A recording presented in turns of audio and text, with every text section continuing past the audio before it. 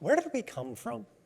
It's a question that's puzzled some of our greatest minds since we grew wise enough to ask it. But it was only 50 years ago that Carl Sagan so succinctly put the answer. We are made of star stuff. But what does that mean? Simply put, the atoms that make up you, me, and everything we've ever interacted with had to come from somewhere. It had to be made, and they were, by stars. Through a process known as nucleosynthesis, extreme temperatures and pressures allow atoms to be combined and forged into new ones. For the lighter elements, this occurs during a star's life, deep down inside their cores.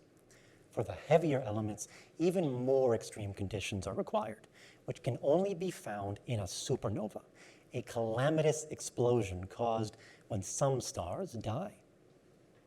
It would make sense, then, that studying supernovae would be a good way to learn about where the elements come from. But there's a problem. Supernovae don't last very long, and they're not so common in our galaxy. Fortunately, they don't just vanish.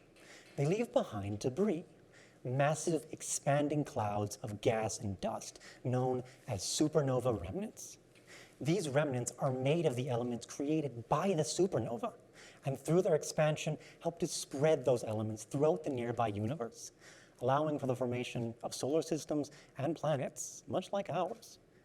My work, a systematic study of these objects, including the 5 seen here, is instrumental to our understanding of them.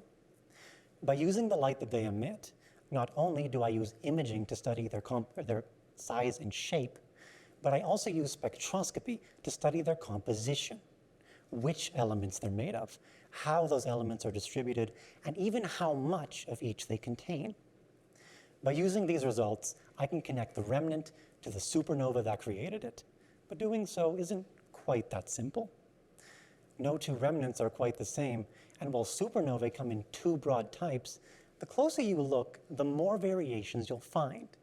There are dozens upon dozens of different models to account for differences in how much of which elements were made, and finding the right one is a difficult task.